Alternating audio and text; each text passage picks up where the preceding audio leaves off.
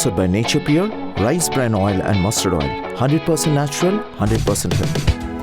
অন্য Mamata, untold story of Mamata 6 এপিসোডের বক্তা মুখ্যমন্ত্রী মমতা ব্যানার্জির ভাই শ্রী কার্তিক ব্যানার্জি। लोगों को लेके हम कम करेंगे और लोगों को लेके हम कम करेंगे तो भी कामयाबी हम लोग सब हो सकता है।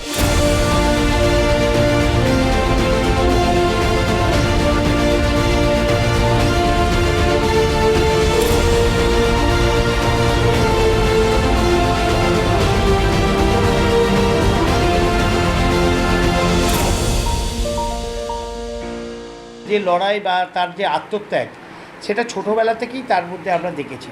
অ্যাজ এ দিদি তার মতো বড় মনের আমরা ভাবতে পারি মা, মানে এরকম দিদি, মানে যে আমাদের মানুষ করেছে, বিশেষ করে আমার আর আমার পরের ভাইয়ের মধ্যে।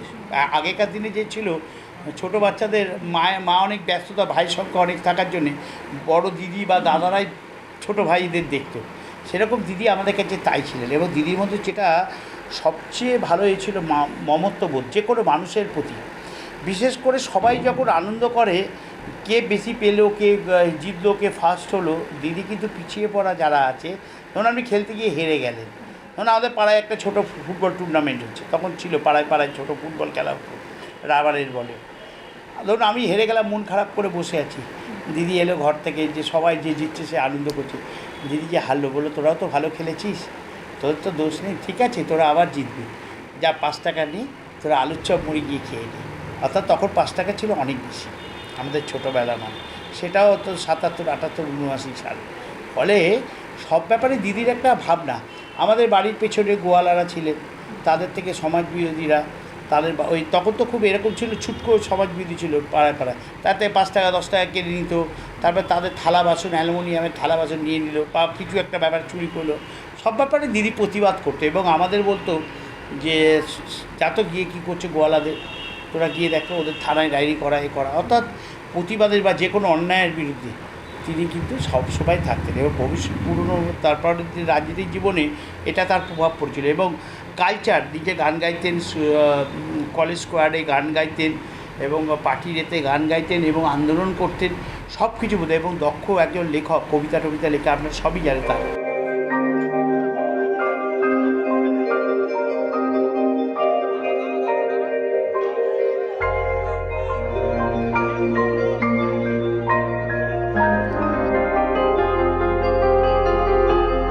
অ্যাকচুয়ালি সোয়েটার যেটা বোনে না, আমরা দেখি আজকে শীতকালে আমাদের দিদি চ্যালেঞ্জ করে একদিনে সোয়েটার বুনে দিতে। অর্থাৎ দিদি এই মায়াহুল হাউস থেকে এনে আমাদের সব সোয়েটার ছোটোবেলা থেকে দিদিই তখন পড়াতে, মানে করে তৈরি করতেন। আর দিদিকে নিয়েই আমাদের তখন চলতো সব কিছু। আমরা ধরুন বাড়িতে একটা ভালো পাঞ্জাবি, দিদি দেখতো কেমন হয়েছে, অর্থাৎ দিদিকেই সব। দিদি আমাদের মানে এত, মানে আমাদের পয়সা চাইবো দিদিতে, দিদি একটু দে না দিদি, এইটা খাবো, বুঝলেন তো। আর দিদি আমাদের বহু সংগ্রাম, বহু লড়াই, প্রত্যেকটা ব্যাপারেই দিদি পাড়ায় কেউ পুজো করছে তাদের সাথে দিদি চলে এলো, দিদি হেল্প করতো। পাড়ায় কোনো খেলা হচ্ছে দিদি এলো, পাড়ার কোনো লোকদের বিপদ হলো দিদি এগিয়ে এলো। এটা ছোটোবেলা থেকে, এটা পলিটিক্সের বাইরে। কিন্তু তারপর পরবর্তীকালে যখন রাজনৈতিক জীবন দিদি শুরু করলো, সে একটা অন্য মাত্রা। দিদি ছোটোবেলা আমরা দেখেছি ওই কবাডি খেলতো আগে, আমাদের ছিল। তারপরে গাদি খেলা, কবাডি খেলা, এগুলো আমাদের ছিল আগে। আমাদের বাড়ি যেখানে এখন দেখছেন সেখানে সুরকির ইটের গোলা ছিল, ওই ইটের গোলা তারা খেলতো দিদিরা।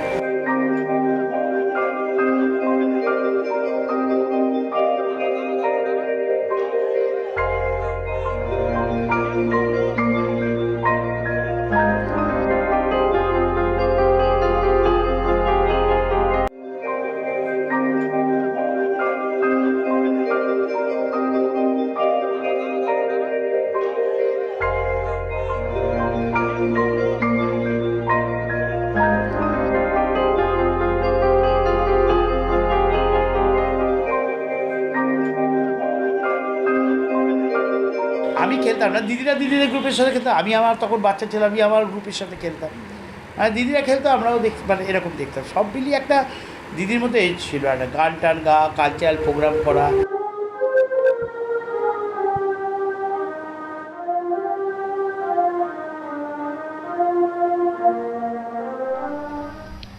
জাগো তুমি জাগো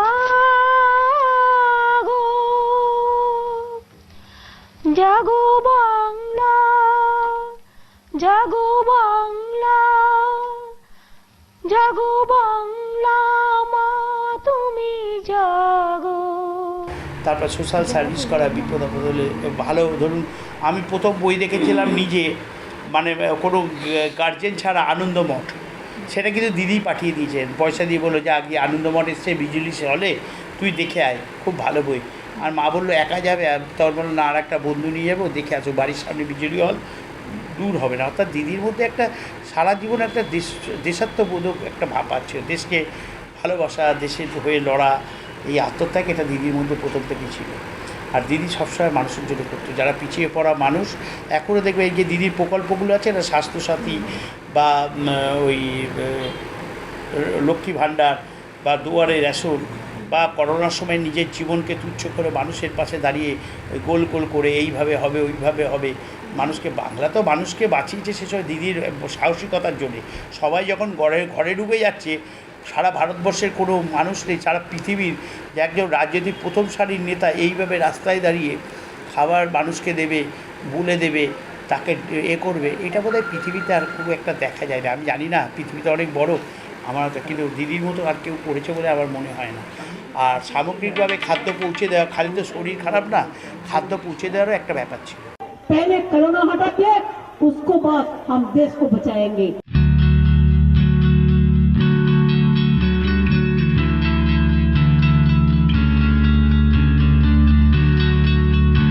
में थोड़ा कोरोना का ज्यादा हुआ, इसी के लिए हम लोग को थोड़ा स्ट्रॉन्ग एक्शन लेने पड़ता है आप लोगों को अच्छा रखने के लिए।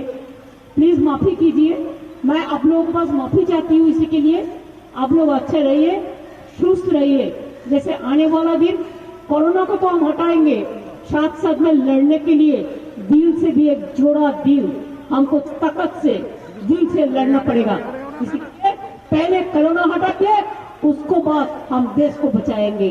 ये लड़ाई में आपका शामिल होना जरूरी है, आपका साथ होना जरूरी है। अच्छे रहिए। हम लॉकडाउन नहीं तोड़ना चाहती हूँ, इसी के लिए मैं आप लोगों को पास नहीं मिल पाया, लेकिन आपको एरिया में आई हुई है देखने के लिए कि आप लोग सब ठीक है। तो आप लोग ठीक रहिए, चिंता करने का कोई जरूरत नहीं है। हम लोग पूरा दिन रात नजर रखते हैं। आप ये मत सोचिए कि आपको कोई देखभाल नहीं करने के लिए है, हम लोग पूरा है। अच्छा रहिए। দিদি রান্না অ্যাভারেজ ভালো করতো, এবং দিদি সবচেয়ে বড় কথা যে দিদি হচ্ছে খুব ডিসিপ্লিন ছিল। তখন মা যখন আমাদের রামপুরহাটে মামাবাড়ি, ওই মামাবাড়ি যেত বা এতে যেত, তখন কুসুম্বা গ্রামে, তখন দিদির ধরুন আমাদের ভাই বোনদের সংখ্যা বেশি, সেই জন্য মায়ের সাথে যারা যেত, বাকিরা যারা ঘরে থাকতো তখন দিদির আন্ডার থাকতো, দিদি রান্নাবান্না করতো।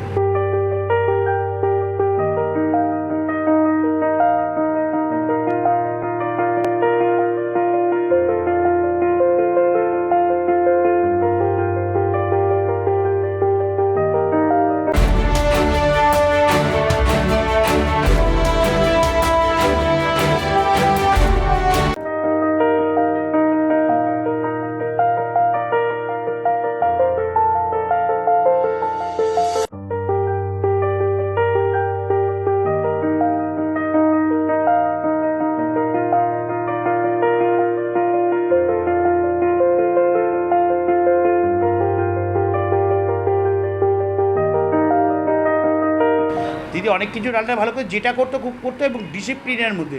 তখন 10টার মধ্যে খাইয়ে দেবে আমাদের সকাল, এরকম ছিল ব্যাপার। আর সন্ধেবেলা আমাদের মানে ব্যাপারটাই ওই রকম ছিল।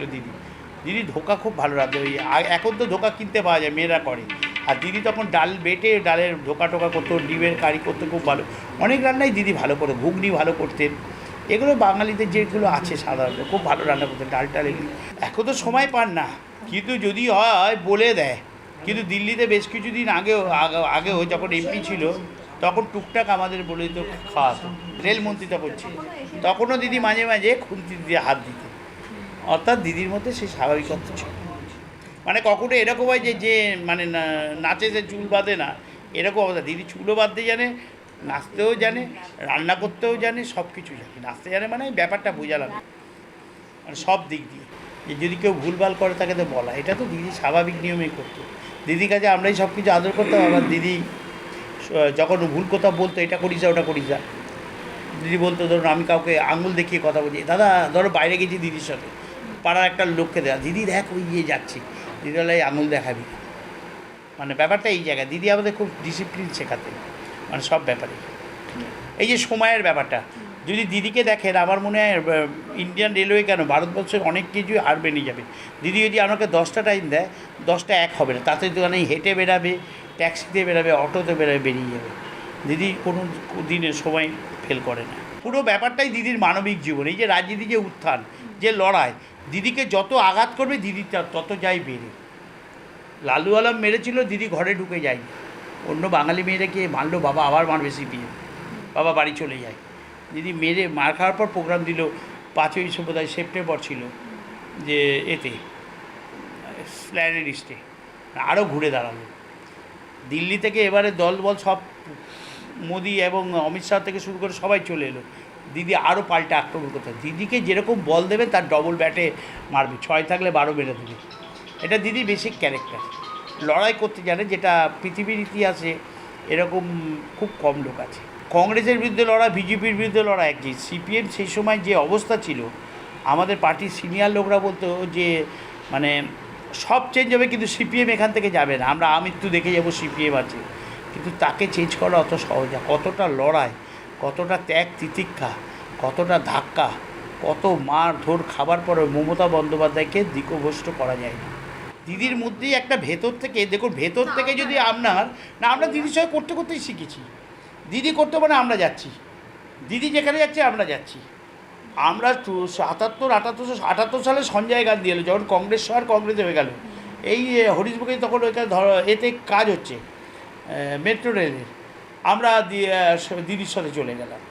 আমরা ছোট কিন্তু দিদির সাথে, দিদি যখন কলেজ যাত্রী করতো 72-73 কলেজে মারপিট হচ্ছে, দিদি আমরা জানি সিপিএম মারধর করছে, এ করছে, দিদি ছাত্ররাজনীতিতে দিদির সাথে আমরা দেখতাম, থাকতাম।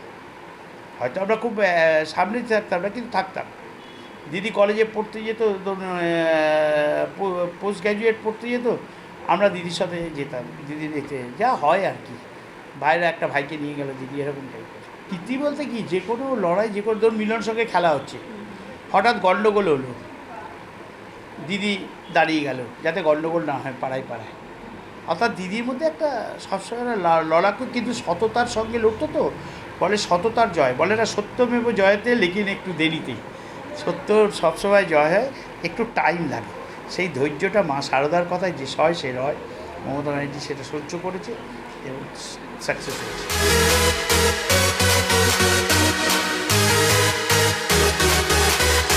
অল টাইম ব্যস্ত, কিন্তু কাজকে কখনো ভয় পায় না। দিদি একমাত্র একটা কাজ আমাদের এলাকা দিয়ে যখন যায়, হরিশ চ্যাটার্জি স্ট্রিট বা এ দিয়ে, কেউ বললো দাদা দিদি জল নেই, বা কেউ বললো দিদি আমার বাথরুমটা পরিষ্কার না, রাস্তায় গাড়ি দাঁড় করিয়ে দিদি ওটা বলে দেয়। রাস্তায় যেতে যেতে কোথাও যদি কোনো ভাঙা পড়ে, কর্পোরেশনের রেলিং ভেঙে পড়েছে বা একটা লাইট পোস্ট, দিদি ফোন করে ববি হাকিমকে বলে দিল, ববি দেখতো এটা কেন হয়েছে। দিদির কাজটা দিদিকে যত কাজ দেবেন দিদি তত কাজ করে দেবে। সে ব্যস্ততার মধ্যেও এই যে রোজ সকালে হাঁটে, শরীরকে সুস্থ রাখা, এটা হাঁটবেই, কাজও করছে হাঁটছেও। দিদি হাঁটে, আগাগোড়ায় নিজেকে ওইভাবে রেখেছে। খায় খুব কম, না খাওয়ার মতোই খায়। এই আমরা যখন ট্রেনে যেতাম, মনে হচ্ছে দিদির সাথে দিল্লিতে, দিদির সব খাবারগুলো প্রায় নষ্ট হয়ে যেত। রাজধানীতে যখন যেতাম, যখন এমপি ছিল, তখন আমরাই ভাবতাম দিদির খাবার খেয়ে নেবো, কারণ দিদি তো খেত না, একদম অল্প অল্প খেত, মুড়ি খেলেই দিদি যথেষ্ট। চাহিদা কম, লোক কম দিদি, যেটা অনেক বড় জিনিস। নাহলে সিপিএমের দায়িত্ব ওইভাবে লড়তে পারতো না, নয়তো সিপিএম কোনো না কোনোভাবে কেস দিয়ে ওকে ফাঁসিয়ে রাখতো।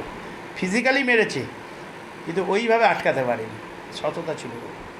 এই যে আমাদের কোনো কিছু হলো, দিদিকে দিদি কিন্তু ধরুন আমাদের এই যে আমাদের পার্টির ছেলে একটা প্রোগ্রাম হলো, ধরুন 800,000 লোক খেলাম, আমি দিদিকে পাঠাই এখান থেকে, কারণ দিদি কোনো কিছুই খাবে না, কিন্তু দিদিকে যদি আমরা রেসপেক্টটা দিই, দিদি এই সম্মানটার জন্য দিদি করে, দিদিকে পাঠাম। দিদি হয়তো একটু ঘুগনি খেলো বা একটা ডিমের কারি খেলো, পাঠালাম, কিন্তু আমরা দিদিকে পাঠাই কেন? আমাদের এলাকার মানুষরা দিদিকে ভগবানের মতো ভালোবাসে, আর দিদি আমাদের কাছে একটা ছাতা।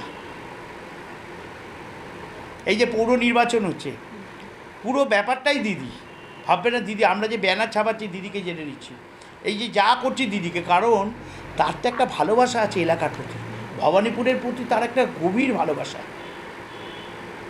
এবং এখানে প্রত্যেক, আমি যদি বলি দিদির কাছে লোকে নেবে না একদম, এই যে আমাদের ক্লাব কালিকার মিলন সংঘ সব কিছু, ওর মধ্যে একটা সেবা আজন্ম। আমার মনে হচ্ছে অনেকে আছে যারা খেতে পেত না, সেই সময় আমাদের অবস্থা খুব ভালো না, কিন্তু তার জ্বর হলো, তার দিদি পাঠিয়ে দিল একটু চিড়ে চিনি পাঠিয়ে দিই। তখন চিড়ে চিনির খুব চল ছিল, আজ থেকে 40 বছর আগে। শরীর খারাপ হলে একটু চিড়ে চিনি পাঠিয়ে দিই, দইও নয়, কিন্তু দিদি পাঠিয়ে দিতে। কাউরি কোনো অসুবিধা হলো নিজের মানে লাস্ট মানিটা দিয়েও তাকে হেল্প করার চেষ্টা করতে। দিদি কাউকে হাত পাততে জানে না, দিদি এই করতে পারে, দিদি এই করতে পারে না। প্রয়োজনে দেব মোরা এক নদী রক্ত, হোক না পোষের বাধা, প্রস্তর শক্ত, বাংলাকে ভাগ করা যাবে না। लोगों को लेके हम कम करेंगे और लोगों को लेके हम कम करेंगे तो भी कामयाबी हम लोग सब हो सकता है।